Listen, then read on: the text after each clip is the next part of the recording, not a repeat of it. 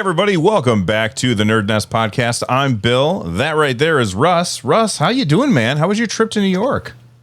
I'm good. You know, it's funny. The trip was so short that I never acclimated to the New York City time zone. I just had Hawaii time zone in my body the whole time. So I was super tired at random parts because there's a 6-hour difference. But by the time I got back home, it's perfect, no issues with jet lag or anything once I got home. So it was great. You know, it was 5 days altogether, 2 or more just travel days, and then 3 altogether in the city. So I think it was the perfect amount of time to not get all messed up. That's awesome. I noticed that you put out a video about your trip this morning, and part of me was like, okay, because I woke up this morning and I came into here. Well, actually, I woke up very early this morning, and my son went on a school trip today. So he's in Canada right now.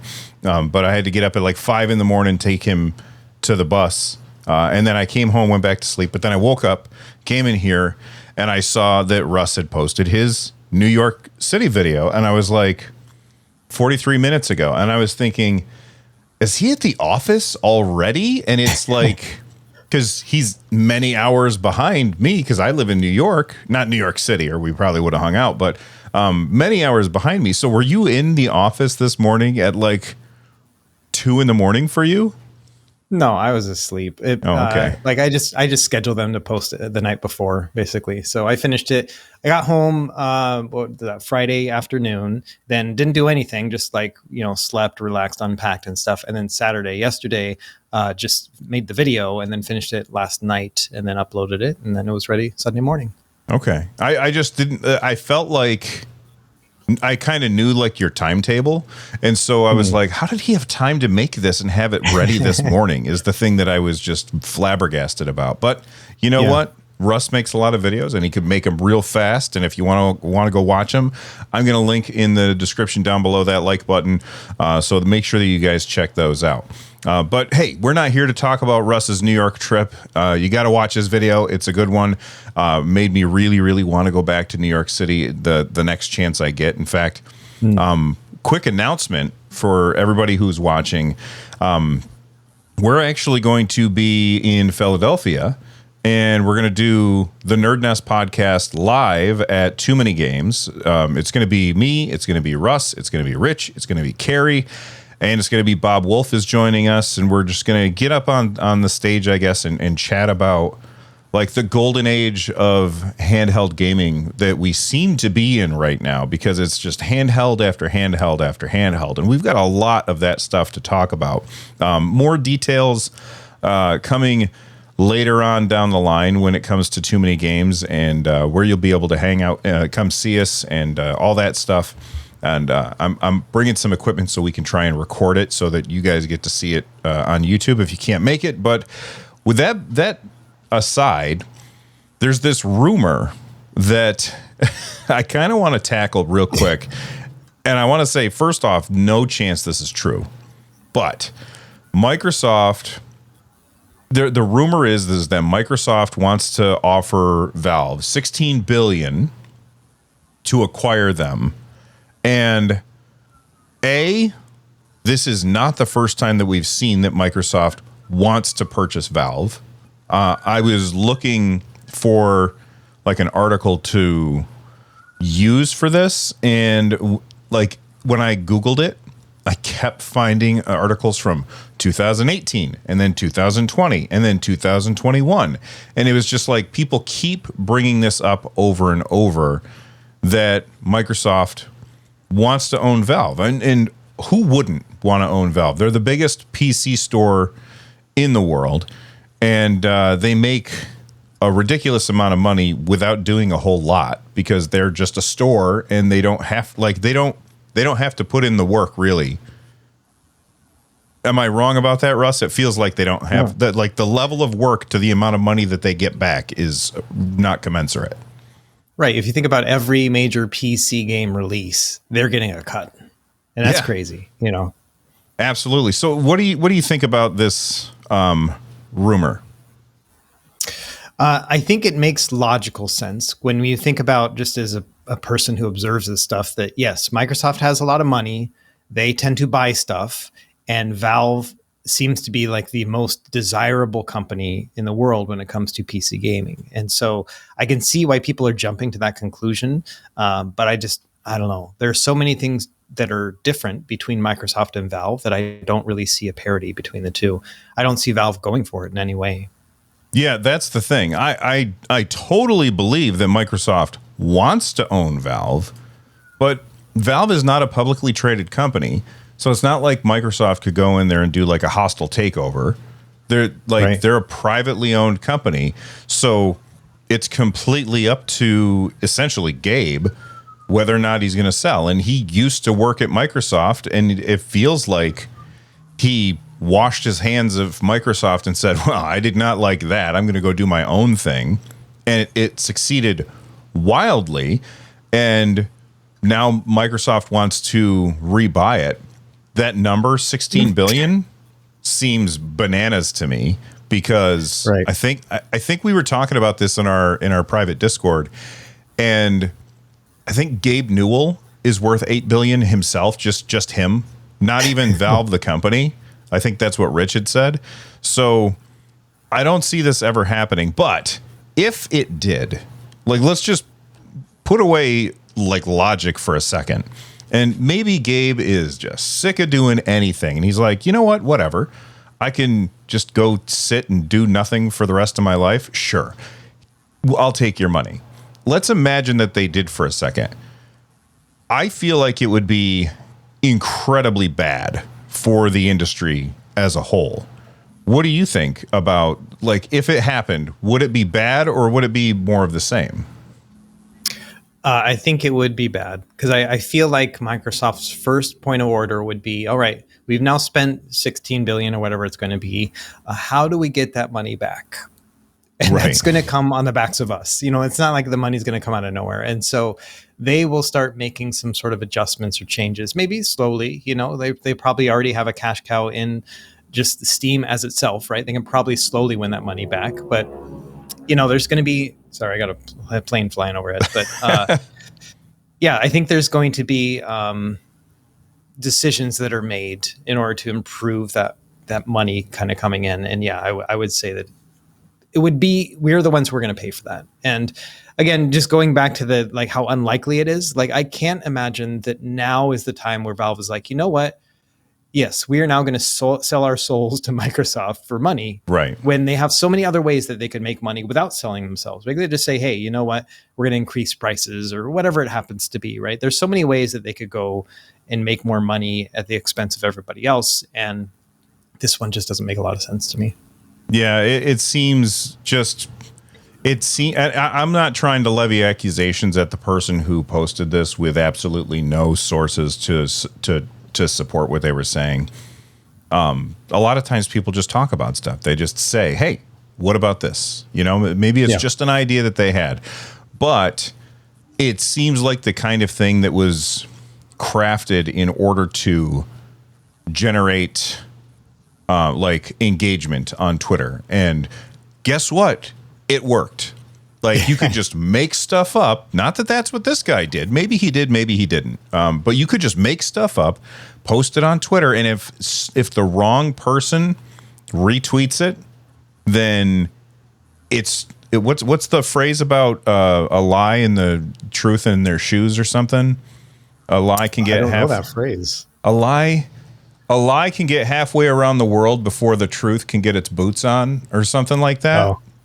Like that old, like that's what happened. And John Linneman, Dark 1X over at Digital Foundry, he had retweeted this basically saying that's not going to happen or something. I didn't actually see his tweet, but then I saw him say, oh, you know what? I shouldn't have engaged with this because I helped push it. And the thing that I wish people would understand more often is when they quote tweet something, in order to dunk on it, they are amplifying it. And that's exactly what this kind of thing is designed for. And it absolutely worked, because here we are talking about it. Although I'm not putting that guy's tweet on stream or on screen at all. But it's, you know, it's just fun to speculate. So it's a nice conversational topic. You know, we're not trying to push that it should go one way or other, but it is fun to imagine what would life be like if Microsoft owned Valve, like what would the Steam store look like at that point? And so, yeah, it's a good topic to talk about. Yeah. You know what, though? The thing is that Microsoft doesn't need to do that, because I guarantee if Microsoft went to Valve and said, hey, could you put Steam on the Xbox? They would say yes. And we know that that's something that Microsoft has talked about, because they want to make the Xbox platform more attractive to buyers. And I'll tell you, we've said it on the show a million times. If Steam was on the Xbox, I'd be using my Xbox a whole lot more. Right. Yeah. Yeah. I wonder if there's some sort of philosophical reasons why that may just never happen. It's because potentially it's almost like Microsoft admitting defeat. Like, you know what? Okay, we can't sell PC games. You can. We're going to use yours. You know what I mean? And that's like a whole division that they're just basically saying, well, you guys tried, but we're going to go with these other guys. Yeah. And if they did that, then I guess like what's it? UAP? UPW? What's the Windows Store? UWP. UWP. I think like the UWP, already people don't really use it unless they're Game Pass stuff. So that would just vanish. Although I don't think that, like, I don't know off the top of my head, but I don't know that devs have to do extra work in order to get the UWP. UWP. That's a terrible combination of letters at Microsoft. The UWP, I don't know if the devs have extra work to do for that, but I think that if Steam showed up on Xbox, the Windows Store would cease to exist. I think. Right. I don't know. Maybe I'm being hyperbolic. Everybody will tell me all the reasons why I'm wrong in the comments down below that like button. Anything else that you want to talk about with this Microsoft trying to buy Valve? No, I think that the only people who would win in this situation would be Microsoft users. So for example, when I use Game Pass, I will try that out, mostly like to play games like Starfield and stuff. Mm-hmm. And it is a pain. Like there's a couple weird little things that are just dumb quirks about it. And one of those is that like there's a limit on the number of consoles that you can have that are allowed to download games through the Microsoft Store. So as a guy who like tests devices, like I have to remove them from those that are like allowed to now download because I'm done reviewing them or whatever. And so little things like that I'd never see on Steam. It would make things a lot easier for the Microsoft users. But that's really going to be about it. So, yeah, I also don't think that governments would allow it to happen. Like the government's tried to get in Microsoft's way when it came to buying Activision. Mm-hmm. And then it went through, and then immediately after it went through, Microsoft fired like 2,000 people and they shut down studios. That's all anybody's been talking about the last month or so. And I think that that's like the governments of the world would look at what just happened and they would say, well, see, you guys did bad stuff right after, we let it go through and then you did bad stuff. It's like if your kid says, can I do X? And you're like, no, you can't do X because and here's the reason why. And then they convince you to do like that they can do it. And then immediately the thing that you said was going to happen happens. And then they're like, can I go do X again? And you're like, no, you can't. You just you proved my point. And I feel like that's what Microsoft did immediately after buying Activision Blizzard King. Yeah, exactly. It's it would, this consolidation of power like this does give me a little bit of pause. I obviously don't think this is going to happen, but yeah, it would be something we would definitely be talking about a lot on this show if it was to happen, I think. Absolutely.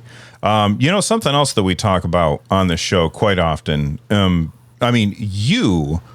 You're like the king of retro games, I feel like, and I dabble, right? But we talk a lot about retro gaming on here, and I've got here my RG. First off, Anbernic, name stuff better. This is a terrible name. RG35XXSP. And I love this thing. Did you take it with you to New York when you went? I did. Yeah. So I took it with me. This is like my little retro gaming thing. And it's funny, as you've probably already discovered, the buttons are pretty loud on this. Oh, yeah. But that's fine on an airplane because everything's loud on an airplane. Oh, that's so true. it's like it almost cancels out the noise. And so that was one of the better places to play those games, was just on the thing. And it's another weird thing, but like, when I go on travel, I try to be very like discreet or nondescript. Like I don't want to take it. I don't want to get attention. Right. So I'm just trying to get through or whatever. And I often will not pull out my handhelds while I'm like in the airport, like lobby or whatever, because it's such a weird looking thing that I feel like, oh man, people are going to be looking at me, my Steam Deck or whatever. This thing is just a Game Boy. And people know this as a Game Boy. And so like, this is like, okay, I can pull this thing out anytime because people are just going to think, oh, he's got an old Game Boy from 20 years ago and that's it. And so I found myself like being just less self-conscious when like picking this thing up because of the fact that it looked just like a Nintendo, which is pretty cool. That is awesome. I travel. When I travel, I don't bring any of my stuff. Like I don't bring my Steam Deck. I don't bring my ROG Ally. I don't bring the Lenovo Legion. None of that stuff, because I don't want to carry all that stuff. And generally when I'm traveling, I'm not playing video games. I'm usually doing something cool in the location that I'm doing it. But this has earned it's got to be almost semi-permanent place in my backpack, because like I love the Miu Mini Plus. The software experience, on the Miu Mini Plus is better in my opinion, especially because I'm running Onion OS, because Onions are great. That was an inside joke for Russ. But like this doesn't need a case, because you could just fold it up. And I know you talked about that a little bit in your New York video. You just fold it up and the screen is protected. And that's one of the reasons why I love this form factor so much, is because I don't need the extra bulk of a case. So I can literally just chuck this in my backpack and not have to worry about it, rattling around in there, getting damaged. I absolutely love it. What games were you playing on it while you were on the plane? So mostly Mario World. It's one of those things, I really like the precise controls of this. And so when playing platformer games in particular, you kind of feel like a superhero. You're like, I can just jump and I can fall just barely on the edge of a platform and I'll land it, And so that was one of those things where I was like, man, this is like a lot of fun. And so Mario World, a little bit of Mario 2 as well. The thing is, another kind of good and bad thing about taking this thing on travel is that I love earning retro achievements, just for the fact that it's like, it shows the world that, yes, I've played this game, and you have to be connected to the internet in order to do that. And so when you take this on travel, you either would have to connect to your phone, via a hotspot or whatever, or you just have to not earn them. And so it's one of those little things where it's like, when I'm on a plane, I'm playing a retro game, I'm like, do I really want to play this part? Because I could be earning a retro achievement and I'm not. That means I have to go back and play it. And I don't see myself going back and playing it. And so it's this weird first world conundrum where I'm just kind of like, man, there's almost a better way that I could be playing this and I can't right now. And so that's one of those weird things where, yes, I did play it, but I didn't play it a ton. And that was the dumbest reason for it. It was because I wanted to earn retro achievements. It's the weirdest thing in the world, but yeah. I have a retro achievement account, but most of the systems that I use, I'm not signed into it, because I've never cared about achievements. I remember I had set up my PC. I had hooked up the 8BitDo controller that looks like the 6-button Genesis controller, the MD whatever thing. M30, yeah. M30, thank you. I hooked that up and I was playing, I think it was last summer, I was playing tons of Streets of Rage on my computer. And I kept getting the notification. Like, I think that there was like, you have to kill 30 of this guy and 28 of, and every time that you hit a milestone, it would give you more. And I kept getting the notification, and I personally find those notifications to be really irritating. I don't want to know. I don't care about it. And so for me, I don't care about Wi-Fi on this particular device for achievements, but I do care about Wi-Fi for over-the-air updates and stuff like that, because I don't want to have to download a file from the internet, put it on an SD card, put it in here, turn it on, and do all the hoops that you have to jump through. Right now, and I could be wrong about this, but what's the operating system called that Anbernic put that defaults with it? We just call it stock. Like there's no name for it. So the stock OS on here, is that the only one that actually has Wi-Fi support?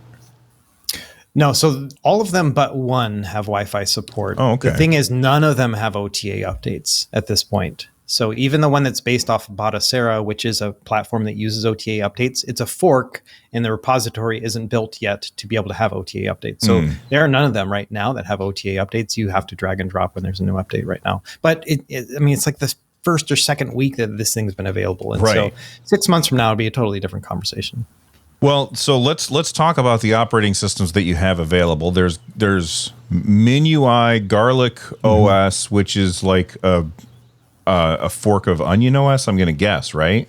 It's like an homage to Onion OS's first kind of platform theme or design. And so it's totally separate, but it is kind of following along those same kind of trends. Yeah.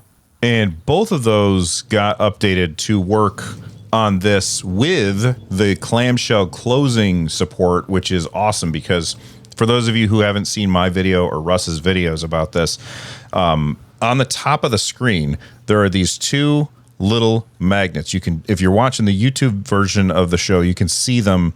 If I can get it to stop moving, you can see them up there at the top. And then when you close it, it senses that through, because they call it Hall sensing. I don't know if it's actually Hall sensing or if it's just magnets. Yeah. You close it, it senses that, and it says, okay, I'm going to go to sleep now. I actually have mine to set to shut off because the battery drain on this when it's in sleep mode is more than I'd like.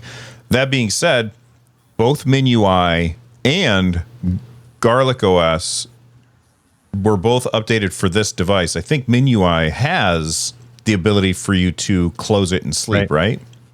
Yeah, it actually goes one step further. I didn't realize until after I made the video, but when you close it, it puts it to sleep. And then if you don't open it up again after a minute, it just shuts it off for you and saves where you were. Oh, so that way, awesome. when you open it up, like it's been over a minute, and so that way it's preventing the battery drain, basically. So then you can power it back on to get it back to where you were. It does take about 18 seconds to boot from cold with MinUI, and so it's not like instant like it is with sleep mode. But I think it's probably the better choice, just because of the fact that it can drain about 4% per hour when in sleep mode. So that's not something you would want to leave on for a few hours like that. Yeah, I didn't test how much it went down per hour or anything, but when I got it, I was playing a game and I closed it to have it go to sleep. And for the video watchers, I'm going to power it on right now. This is with stock OS, and we can see how long it takes to turn on. But then what happened is I would close it and walk away and sleep. And then the next day I came back, and it had instead of having a green light on there was like an amber light saying, "Hey, you better plug me in." And I was like, "Oh no, that drained really fast." Okay, so for the audio listeners, it just popped back up, and I'm right back into the game that I was playing. So it's about the same. It's about the same amount of time to boot on stock OS as it is MinUI. I have a question about the stock OS that maybe you can answer, Russ, and then we can move on to other topics. There's two ways to launch your games on the stock OS. There's the thing that's game rooms, and that seems to have a more limited functionality. And then there's the RA games, which is RetroArch. And that has more functionality, but it has the awful RetroArch menus, and they have two different sets of save states. So you have to remember what you've done. Yeah. Why in God's name is it like that? This is my first Anbernic device. Why do they do that? They've been doing that for this whole time on stock, and I've never found a reason to use the game rooms one. Okay. With some of the other devices, that one has like the standalone PSP emulator, but with this one, they took it out, and so it's not even there. And so, there's no reason for that I can tell to not use the RA games one. And unfortunately, there's no way to just remove that column, in the software or whatever. And so it's just, Yeah, you got to remember Anbernic is like paying a third-party contractor to make their software for them, and so there are layers upon layers of people asking for things, and then the guy actually doing the grunt work may not be getting like the correct like vision of the Anbernic like CEO or whatever, and so it's a very typical thing when you have all those layers of people in between where it just kind of gets muddy. And so that's one of the reasons why, there are so many different custom firmware options in addition to like stock and MinUI and then Garlic OS, which is still kind of in the works. Like it doesn't have hardware acceleration yet. So it's not going to be able to play much past like PS1 yet.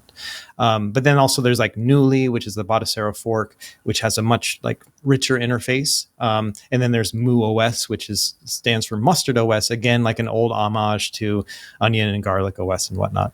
So we have like 5 different options at this point. Which one do you prefer? I took MinUI with me on the trip for a couple of reasons. One was because the simple interface is just like really nice to navigate through. It's just all very text-based, and it has like a universal universal options menu. And so that's one of the things I really like about it, is that when you go into the options, it's all the same across all of them. And then also it has like the ability to auto save and open it up and go right back to where you were, like you can on stock. And so that's kind of the best of both worlds. It doesn't support Wi-Fi, which means no retro achievements, but because I was going to be on travel, and really the only time I played this thing was like on a plane. It's not like I was in New York City and walking around like, hold on, I got to play Sonic. Like that's not a thing that happens, So it's really like I'm on a plane. I'm like, okay, I'm not going to have Wi-Fi anyway. I would rather have MinUI just because of some of those autosave functions. And so that's what I took with me on the trip. And each of them are great. I need to do like a full breakdown of each of them. I kind of did it on my last review of this device. But once we have a public release of the Newly, the Botacero fork, I'm going to do like a full guide for all these devices. They all use the same chip. And so it's like the same, all the RG35XX models can use the same software for the most part. And so I'm going to do like a full guide for the whole family, basically. Awesome. Looking forward to watching that. All right. I mentioned at the beginning of the show that we're going to be at Too Many Games, hanging out and talking about the golden age of handhelds. There's a lot of handhelds, like a lot of handhelds. And I'm going to say something. I don't know if it's actually true. So, yell at me if I'm wrong. Nobody makes more of these than AYANEO. Am I wrong about that? They make a lot of stuff. They do. Like Anbernic almost gives them a run for their money, but AYANEO, too many things. The problem is with AYANEO, it feels like it's way too many because of the price associated with each of them. They're like, okay, here's the next $800 one. Oh, here's another $800 one. And so that's probably one of the reasons why there's a lot of pushback against them. And the thing is about AYANEO is they don't really care. Like their president has been like, well, we're just trying to make a handheld for everybody. That doesn't mean you need every single one. It just means that we're trying to find the perfect one for each person out there. And so we're taking chances and trying new stuff. So, I mean, that's a perfectly valid argument for somebody to make, to say, hey, you know what? Nobody's telling you got to buy this stuff. The thing is that it makes people feel like, oh, maybe I shouldn't buy this because they're going to drop another one that's going to be an insignificantly amount better than the last one. Like not better enough that you'd be like, oh no, but better enough that where you might be like, if I'd have just waited 15 minutes, I could have had this one that was slightly different. The reason I bring it up is because they announced their AYANEO remake product launch event. It's officially has begun, and they've got some really cool stuff. And the one that caught my eye the most is AYANEO's Pocket DMG. First off, I mean, they're clearly targeting, what's the other Pocket that you've talked about it on the show before? What's it called? The Pocket S? No, not from AYANEO. Oh. Something Pocket, Retro Pocket. Like a Retroid Pocket. I mean, expensive one. Oh, the Analog Pocket. Analog Pocket, thank you. I knew that we would get there eventually. I feel like that's the one that they're targeting with the Pocket DMG, which looks like a Game Boy, has Pocket in the name. They've made some strange choices with this. First off, the position of the start and select buttons, weird. I don't know why you would do that. Secondly, there's a thumbstick way down on the bottom left corner that looks incredibly uncomfortable to use. And it also looks like it's going to like catch in your pocket if you try to actually pocket the device that's called a pocket. Yeah, absolutely. And then somebody told me, I don't remember now, but somebody told me this is also touch sensitive, this rectangle at the bottom.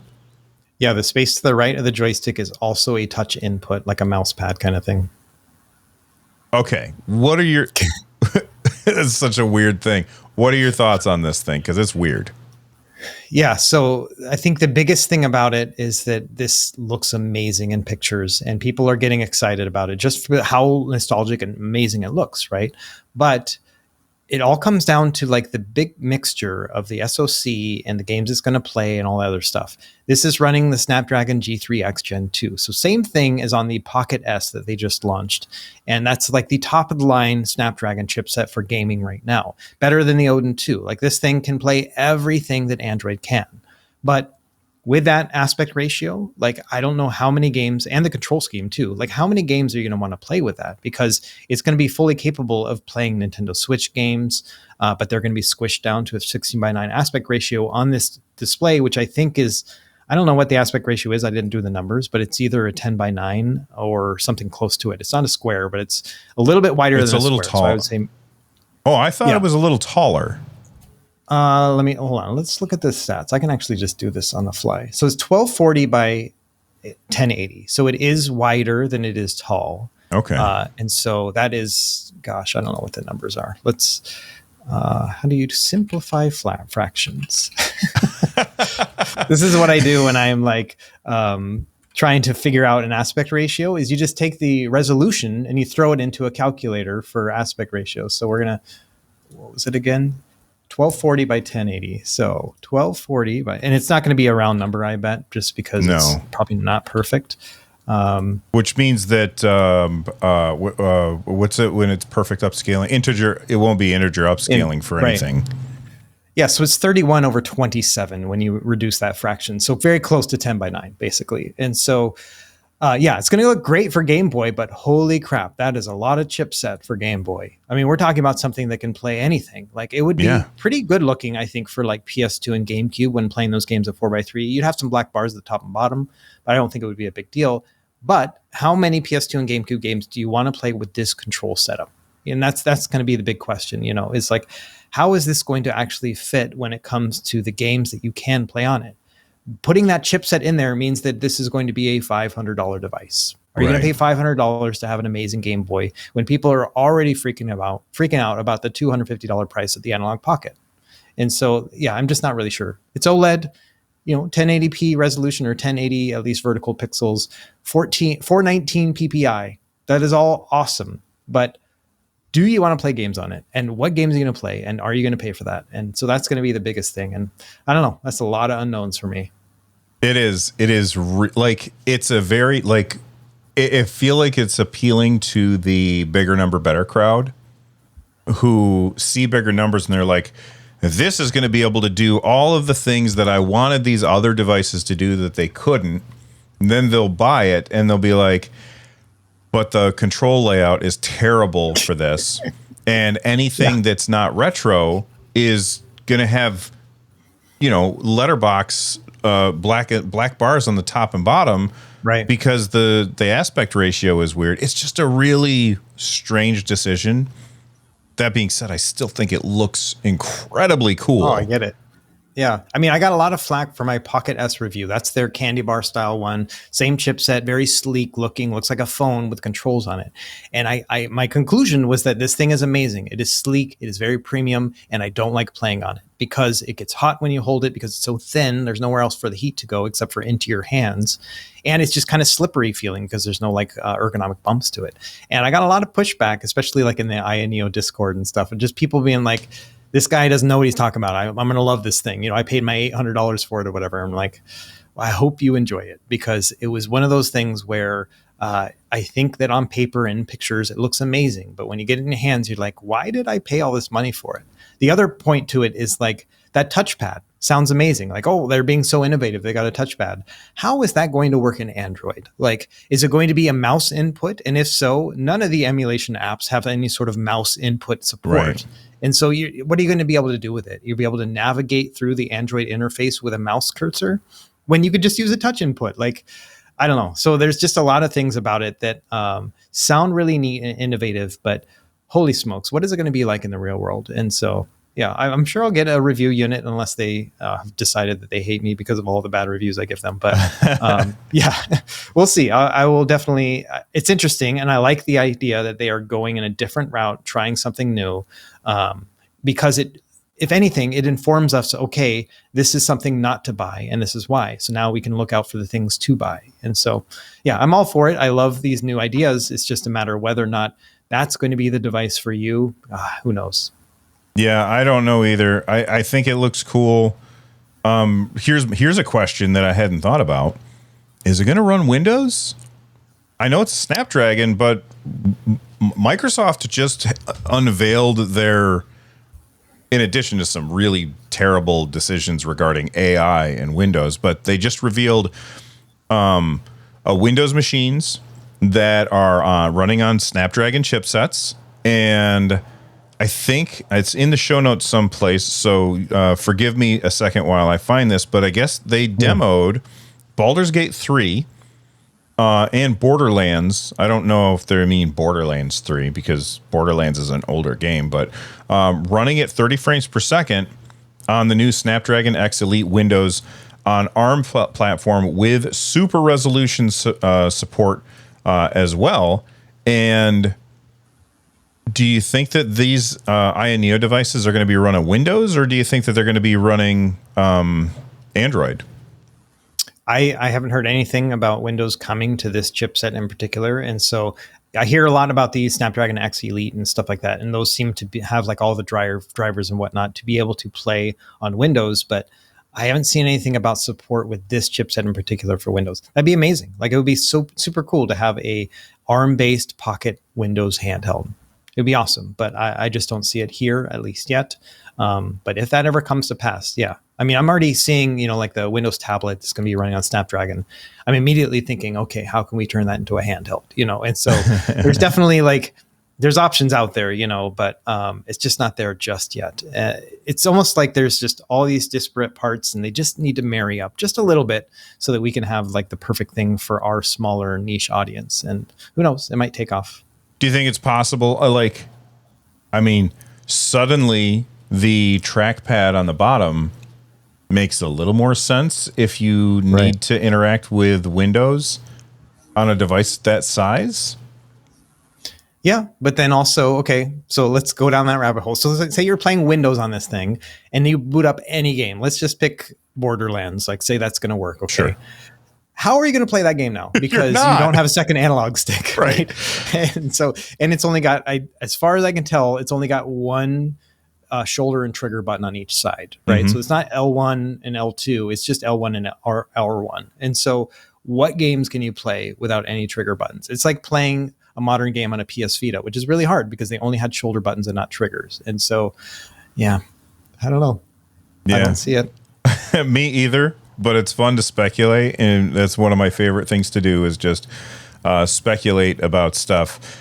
Here's one thing that we don't have to speculate about anymore, and that's Square Enix. A couple weeks ago, they said, boy, we missed the mark when it came to bringing our games only to the PS5, and our games are not performing it nearly as well as we would like. So we're going to start heading in the multi-platform direction. And I think I had put out a video about that. And one of the comments that somebody had put, and I wish I had captured it and put it for the show notes. But one of the comments that somebody put, they said, I hope this means that Kingdom Hearts is coming to Steam. And then I think it was I had seen that comment after it was announced that they had made the comment before it was announced, but I hadn't seen it until afterwards that Kingdom Hearts is coming to Steam. And that makes me think that we're probably going to see all of these other games that are currently only on the Epic Games Store are going to start showing up on Steam, and that means people are going to be able to play them on their Steam decks. Are you a Kingdom Hearts fan? Because I've never played it. Yeah, I've tried so many times. It's so confusingly obtuse of a series, considering the fact that it's got like Disney characters in it. You would think that it would be like an easy to understand thing, you know, for a younger audience. But man, it is one of the hardest things to follow with all the different names and like 2.5, 2.8, like whatever it is. You know what I mean? Like it's so hard to follow all that stuff.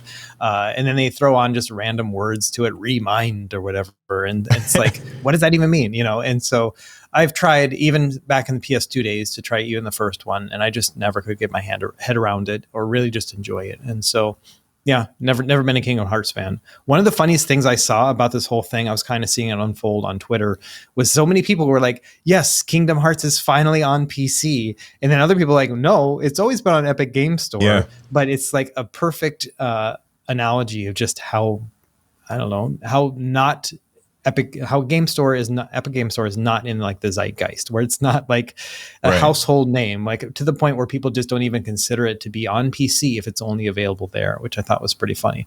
It's a pretty big insult to Epic Game Store, but yeah, it's great that it's on Steam now. Yeah, and I mean, I'm in that same boat of people who won't even consider going to the Epic Game Store. When the Epic Game Store first came out, and they were giving out like, they were like, here's your free game of the week or whatever the hell it was. Mm-hmm. It was crazy how many games they were giving away. And every time that happened, I would log in to the Epic Game Store, I would claim my game, and I would close it and never launch it. I can count the number of times that I have launched a game on the Epic Game Store, probably 10 times total. Mm-hmm. And it's just because I don't have a good reason. I know that there's people who are like, well, the feature set isn't there. Yeah, you're right. The feature set isn't there. I don't use most of the features that are on Steam. Like, I don't do Steam points or whatever. Like, when the Steam Deck came out and you bought it and you got like a hojillion points to spend on their little store, I looked and I was like, I showed my son how many points I had because I had never spent a point. And he was like, oh my God. So like I bought like every keyboard, and then I still had a bunch of points left over. And I said, I can't be bothered to look through this store because there's nothing in there that I care about. So I left. I don't use most of the features, yet still Steam is where I want to go to play. And I don't want to launch other third-party things. And I don't know if I'm being unreasonable or not, but I long for the day when every game is on every store and we don't have this false third-party exclusive BS that Square finally has woken up to and said, oh, maybe that's hurting us. Yeah. Yeah, absolutely. I think it's almost like the streaming services, you know, where you're just getting like henpecked by all these different options that you have out there, and you just want to watch a movie and you don't know which one to go to or whatever. Like I hate that. I would rather just have it all in one place, pay my fee or whatever. It's kind of like cable, if you ask me. But anyway, so yeah, that's one of the things about Epic Game Store is that it's not terrible. And I did the same thing, obviously. Like I got GTA 5 when it came out on there for free or whatever. But it's just an additional complication layer that I don't want to have to deal with. I'd rather just have one place to log in, boots up when I boot up my PC, and then I can just start playing my games. You know, you bring up the video services. This is not about gaming even a little bit. So forgive the aside for a second. But, you know, Disney recently added Hulu in, right? And I was already subscribed to Hulu, and I was already subscribed to Disney. And so now there's Hulu in my Disney. And I went to see, can I just unsubscribe from Hulu?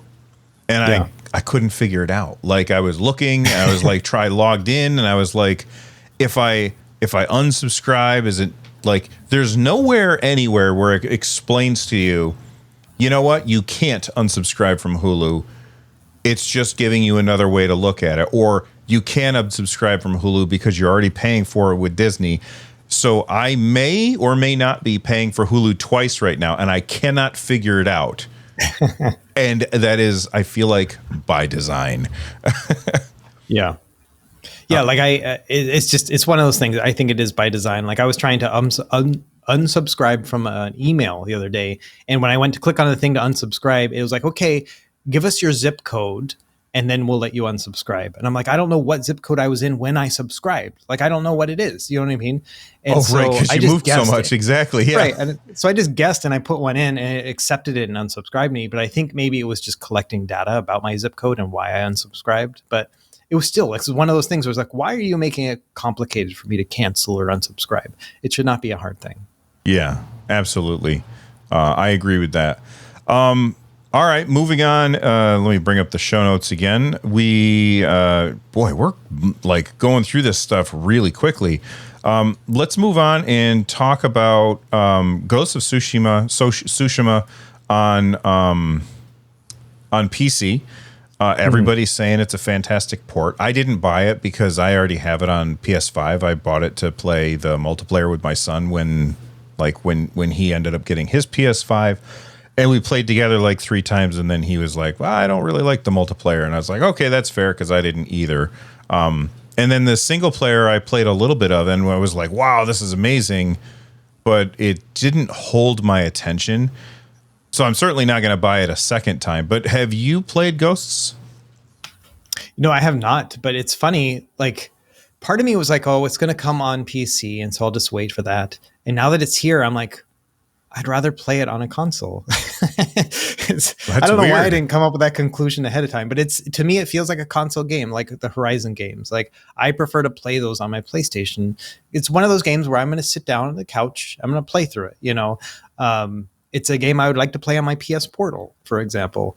But I don't know. Like it's the weirdest thing where I had to make that revelation after it was already out on PC, you know, after, 3 or 4 years after release too. And so, yeah, I don't know. Maybe now it might get a lot cheaper on PlayStation 5. And so I might just get it there. Yeah. Well, kind of funny. They recently hit 75,000 concurrent users on Steam, which passed God of War's all-time peak, and it is now PlayStation's second biggest launch platform, biggest launch on Steam, behind Helldivers 2. I mean, this is a pretty clear indicator to Sony that you got to keep bringing your stuff multiplayer. This is a big single-player game. Obviously, not day and date. It was on PS5 for quite a long time. It was on PS4 before that, and like it's not day and date, but do you think the success that we're seeing with Sony's games performing very well on PC, their little overlay aside, not really considering that, but do you think that they see that and they say, okay, we need to reduce the amount of time from when a game is exclusive to PS5 to when we bring it to PC? No. I think it's the opposite. I think they're getting confirmation that they're like, oh, so we can wait 3 years and people are still going to buy it and breathe new life into it. And so why not just wait? And we can get like a double of our sales later on. You know what I mean? And so I don't see that as being like, oh, we need to capture everybody all at once, but more along the lines of, oh, we can now get twice as many sales if we wait and then release it. And so, yeah, I think it's almost discouraging from that aspect. That's interesting. I hadn't really thought about it that way, but now that you say it, I feel like if they do that, if they do it too quickly, there's going to be a lot of people who have a PS5 and a PC who are just going to say, I'm just going to wait for the PC version because then I just have a little more freedom on how I can play it. I can control I have more control over the settings of the game in order to give myself a better experience. So I'm just going to wait. So by doing it too quick, they cannibalize sales on PS5. And because Ghosts it was a PS4 era game. So right. I think that game's 5 or 6 years old at this point. I feel like it was a pandemic game. Yeah. A pandemic game. I can't remember when it came out. I'll Google it next time you start talking. But, it's 5 or 6 years old, and it's their second best. Like it beat, with the exception of Helldivers 2, which was Right. unexpected. It's beating everything else that Sony has put out. PlayStation Studios has put out on PC. Yeah, it's one of those where they can get two lessons from it, like the Helldivers 2 lesson, which is like, oh my gosh, we need to tailor to PC gamers just as much as our console gamers because that'll just go blow up. And then there's the other part where it's like, well, you know, for a single player experience, maybe it's better to drag them out between the two. I'm not really sure. I didn't realize that Ghost of Tsushima had like a multiplayer component to it at all. I don't really know anything about the game other than, you know, that it was just an open world game. So My son and I played it just a little bit. I think I think we were both on PS4 at the time. I can't remember now off the top of my head because I know that the multiplayer aspect was added in afterwards. It was not. Oh, okay. It wasn't a launch thing. Somebody had corrected me about that in the comments on one of my videos because when I bought it, it was already there. But that being said, I can't remember exactly how it is, but it's kind of like you are on a team with like 3 other ghosts, and there's like these areas that you have to control, kind of like in a first-person shooter when you have to control A, B, and C, and whoever controls 2 at the same time earns points. I'm feeling like that's what my memory is of it, but then there's also a PvE aspect to the multiplayer. It was fine. It just wasn't something that just grabbed us and held on. That being said, my son played a ton of the single player and loved it. And you were correct. It was a pandemic game. It came out in July 2020. Okay. Yeah. Perfect. Yeah. It's I am actually now more interested in the game now that I know that it has that kind of multiplayer component. I don't like just slapping in some sort of PvP kind of thing into a game, but if there's some sort of cooperation involved with it, like those are the kind of things I really enjoy. And so, yeah, I don't know. I really need to reconsider this game.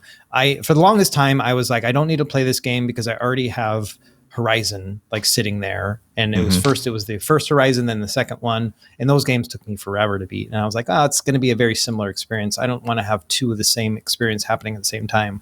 But now that I'm done with Forbidden West and the DLC, I'm like, I kind of, like last night, for example, after I finished making the video, it was like 9:30, and I was like, I got time to play a game, a PS5 game, like a couch kind of game. And I sat down and I was like, I don't want to play any of these. Like, I don't want to play Last of Us 2. I don't want to play Diablo 4. And so I was like, I'm not sure what I should play right now. So I didn't play anything. I watched X-Men 97 instead, which was great. And so, this if I had that game installed, I would have played that last night, which says something to me that maybe I should pick it up. Yeah. Well, I would say if you do pick it up, I'm going to bet, just guessing, I'm going to bet it's going to be real hard to find a multiplayer group. Like, I'm going to guess that most people are playing this for the single player. It's a big open world game. My favorite feature is something that every single game needs to steal. And that is that the UI is incredibly minimalistic. There's almost nothing on the screen. And on the PlayStation, I'm not sure how they do it on PC, but on the PlayStation, if you swipe on the touchpad of the PlayStation, the wind will gust and it will blow things in the direction of whatever map marker that you had put down.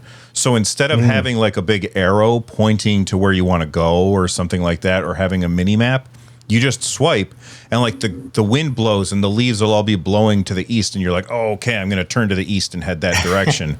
And then when you open up your map and put the marker some other place and you swipe on the thing, the wind blows a different direction to take you to that map marker. It's a very, very cool mechanic. And I wish that more games would do that instead of having a mini map on screen all the time.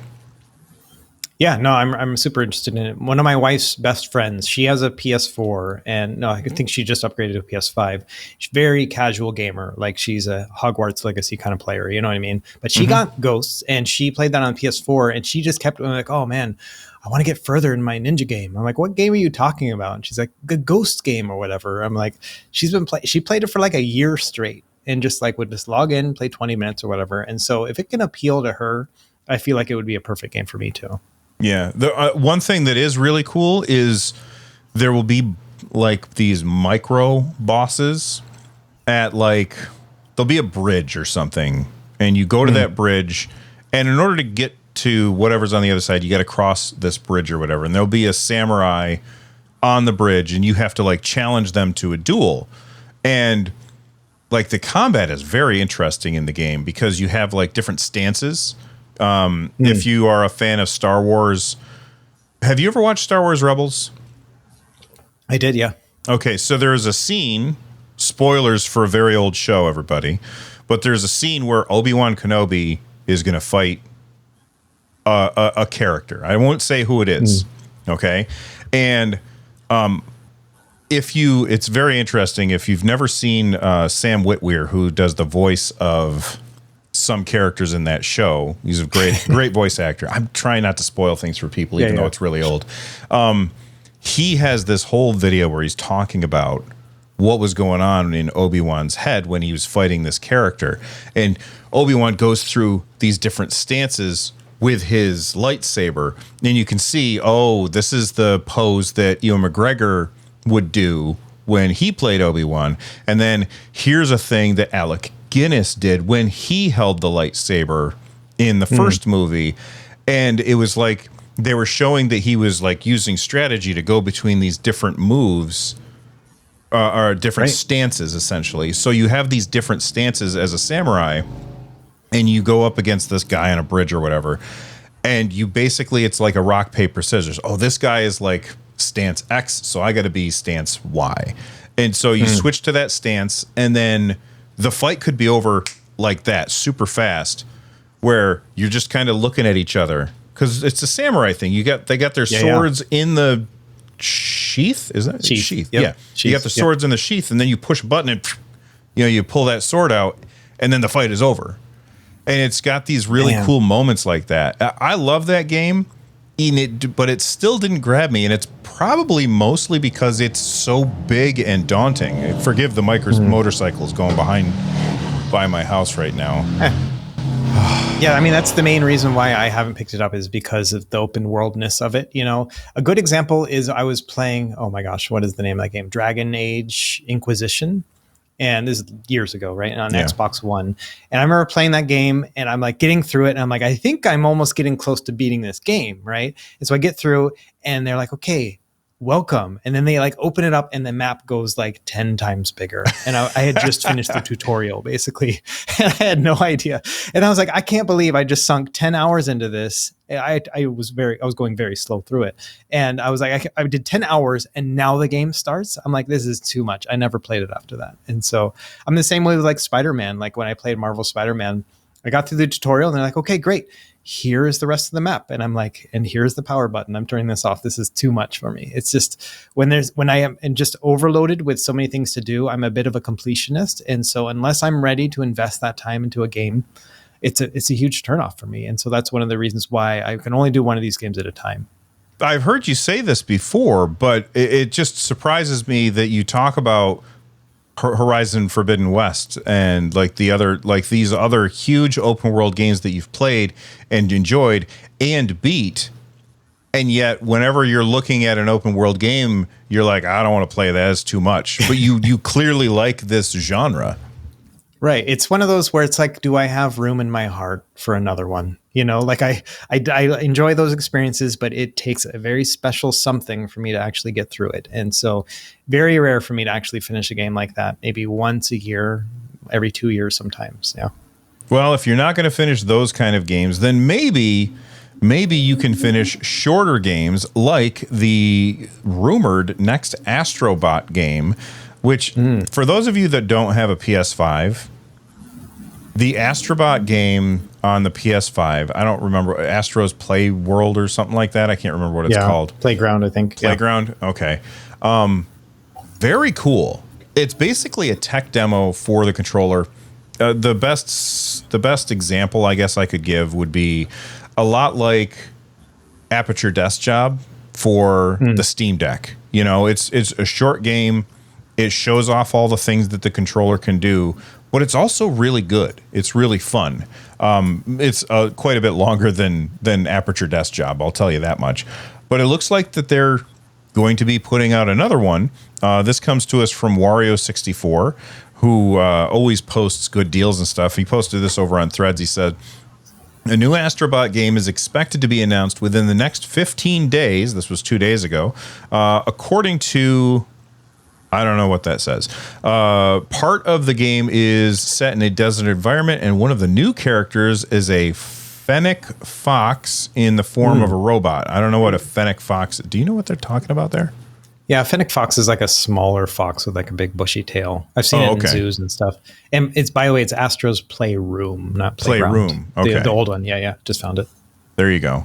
I really liked the first one. Yeah. Like it was like I bought the PS5, and my first thing about that when I bought it was I was a little disappointed. I was like, oh my gosh, this is like a PS4. Like I just like, it didn't feel like a big next generation leap, you know? And then I turned that game on and I started playing it. I was like, oh, okay. So it is a new console, you know, like this is the game that kind of convinced me. I'm like, okay, it is next generation with all the different things you can do with the controller. Anyway, that was my little aside. Yeah. I think that I really enjoyed playing it. What I did play, I didn't finish it because finishing games is for other people. But it's very cool, and it shows off all the things that your controller can do. But the thing is like, this is, I mean, he's kind of become the PlayStation mascot, and because they don't have one. Like they had Crash Bandicoot back in the old days, where he would stand outside Nintendo's headquarters and taunt everybody. But they haven't really had a mascot. Like Microsoft has Master Chief, Nintendo has Mario, and PlayStation doesn't really have a mascot. And this is the kind of mascot game that I feel like we don't get a lot of these anymore. It's a really good game, and I'm looking forward to checking out the new one. Here's the question: do you think this feels like it should only be on the PS5? But yeah, we've been talking about how Sony has realized that, you know what, selling our games on other platforms is a good idea.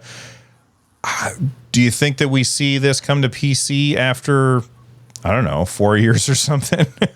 I hadn't even thought about that. Yeah, I'm not sure. I'm assuming it's just going to have a lot of DualSense required stuff. And so I just hadn't even thought about it going multi-platform.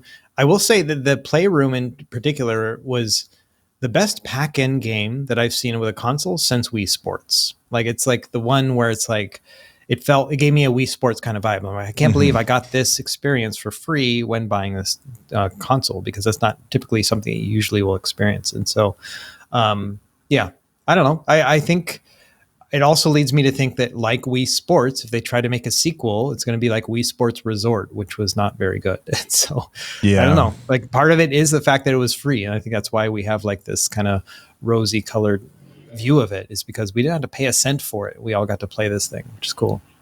Yeah, well, one thing I will say is this is for PS5, not for PSVR 2. I feel like Sony's completely written that thing off. I know that they said they were working on drivers to get this to happen for PC support sometime this year. No new news on that as far as I know. I think that this game looks cool, but the game that I'm far more interested in, I know I just said a minute ago I don't beat games, that's for other people. I beat Doom 2016 and I beat Doom Eternal. I adore the Doom franchise. Those games are fantastic, and it looks like we might be getting a new Doom game called Doom: The Dark Ages. It's going to be revealed at the Xbox Games Showcase, which, I mean, it's Summer Games Fest is coming. Used to be E3 time. Now I guess it's Summer Games Fest time, whatever you want to call it. Still feels like E3 time to me. Microsoft is going to have their Xbox Games Showcase. Obviously, they're going to be showing off the games that they have coming down the line. I mean, Doom 2016 came out obviously in 2016. Doom Eternal, I believe, came out in 2019, if I remember correctly. I feel it was pre-pandemic, yeah. Yeah, and so that's like a 3-year between the first one between 2016 and Eternal, and then it's been quite a while. It's about time for us to get back in there and rip and tear. Are you a Doom guy? Are you into the Doom games? I love the idea of Doom games. Like I had 2016 on Xbox, I think, and then I got it on the Switch and played that for a little bit. And then obviously I have it on PC. Same thing with Eternal. I got it on PC.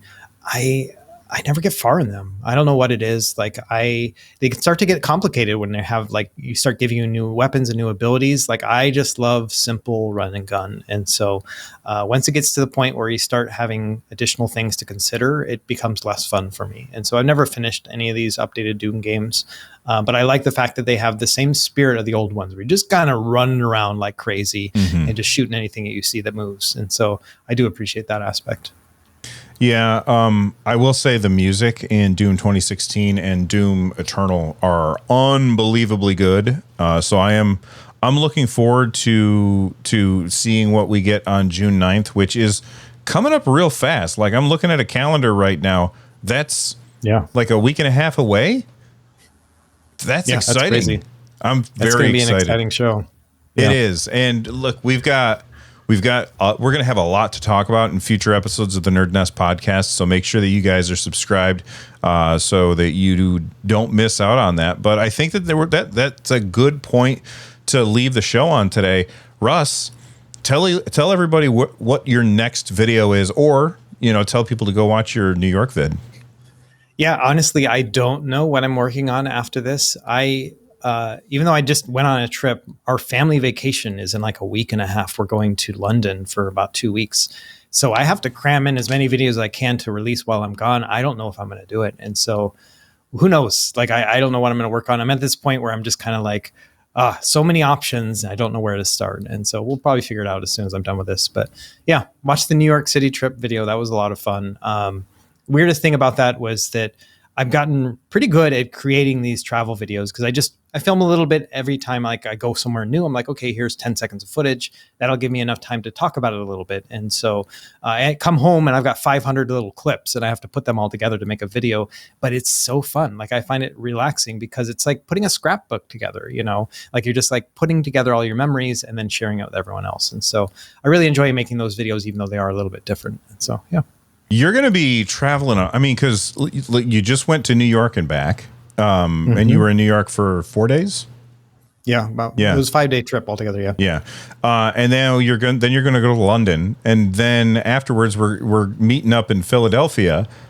Yeah. So like you got, it's going to be crazy for the next couple months. Yeah. Yeah, you're traveling a lot. That's crazy. That's also exciting. I think we should do. Yeah, like that's what summer's for. This year in particular, like last year we put our kids in like different like summer activities and stuff here on island. This year we're just like no, we're just going to do like family vacation stuff, and so we're all going to London. I'm taking my oldest son with me to Too Many Games, so it'll be his first convention. It's actually my first too, and so that'll be a lot of fun. And so yeah, it'll be awesome just having like a family summer. Very cool. So make sure that you check out Russ's video over at youtube.com/retrogamecore. And from the Nerd Nest, I'm Bill. Stay rad, everybody.